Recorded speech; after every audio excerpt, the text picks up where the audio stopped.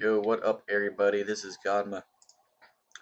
Right now, you are seeing the rematch of the previously mentioned game where I played Pikachu's brother.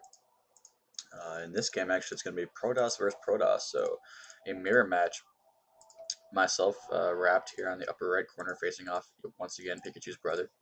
He's going to be the orange Protoss. I seem to be repping the pink Protoss. So yeah, once again, this is the remake that Pikachu requested. I was able to drop a lucky nuke into his natural expansion to really just dissipate his entire main attack group. So he definitely wants to try to redeem himself after allowing that to happen. And yeah, if you guys caught that dialogue over the chat system, I'm regretting the fact that my headset is of poor quality compared to some, and I just feel a little bit bad about myself there after reading that Pikachu does not have a headset.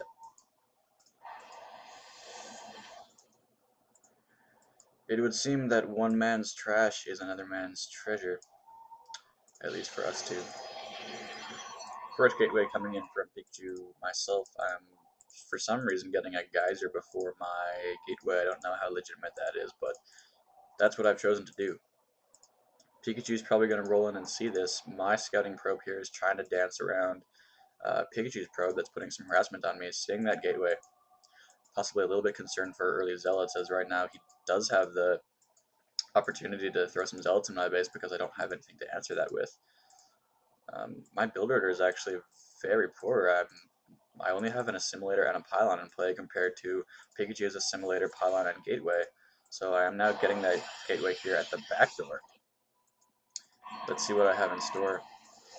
Actually, now that I look back on this game, I regret not doing the more conventional Protoss wall off, where you wall off this tiny choke here, effectively giving you pretty much safeguard over your main base and your natural expansion. So, but anyway, I did not do that. I'm choosing to make some kind of a choke over this back door.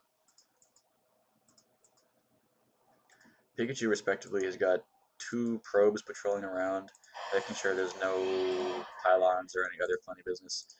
Getting that cybernetics core, so he's chrono boosting his first zealot, probably just to oversee his production, and he may be teching two stalkers. But yeah, that first stalker is now coming into play.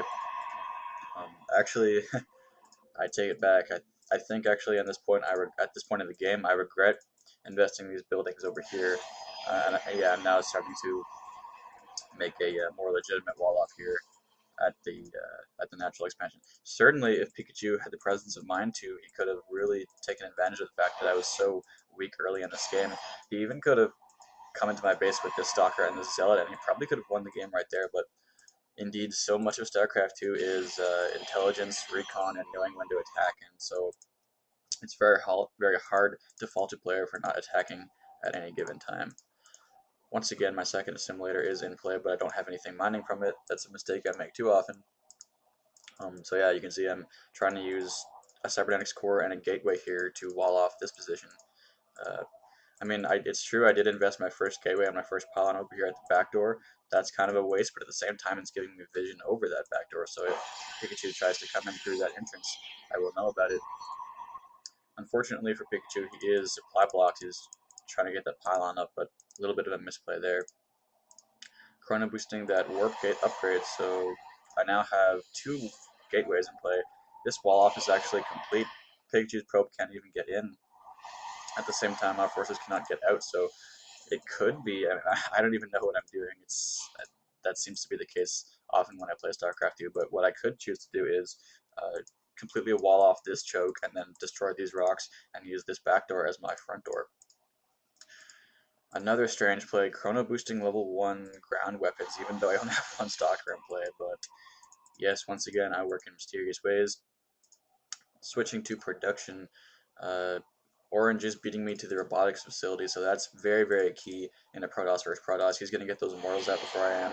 He's going to get that Observer out before I do. Chrono boosting now his Warp Gate upgrade, so he is beating me to the robotics facility, certainly. But I have this expansion on the way, which is heavily fortified, actually. Although this Stalker was incorrectly rallied, so he finds himself on the outside of this wall off. I think now, realizing that I have invested so much in this fortification turtle style of Protoss play, I'm throwing down a photon cannon to try to complement that. Pycckuu is now getting a pylon here to watch over his own destructible rocks that will no longer remain completely vulnerable to me. And yeah, he's got that first observer coming in now. So wise play, more conventional play from Pycckuu. He's going to get his scout out earlier. I'm actually getting Blink very quickly. I'm such a strange mix of tech and build orders from Rapt. He's got level 1 upgrades with only 2 stalkers in play. Very curious indeed. And he's getting Blink for those 2 stalkers before he has anything else really. Trying to get more stalkers into the field now, and also trying to saturate this second nexus, transferring, what is that, 4 probes to that southern location.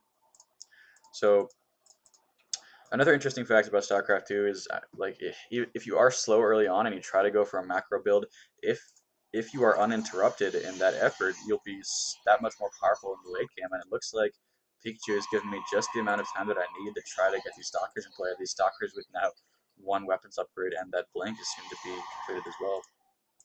Trying to throw down some more gateways. I now have 2 in play, 2 that have been transformed into warp gates, and I'm now researching weapons level 2. Why not, right? In for a penny. Pycckuu, yeah, once again with he's got, I would say even he has a superior army composition and he's got a superior Protoss playstyle, but the fact remains he's not utilizing his superiority in this early stages of the game. He's allowing me to macro up, he's allowing me to get that blink and play, which you just saw right there. And even though he's got a superior unit count, he's got a superior playstyle at this point anyway. Yeah, once again, I think he's hesitating a little bit too much.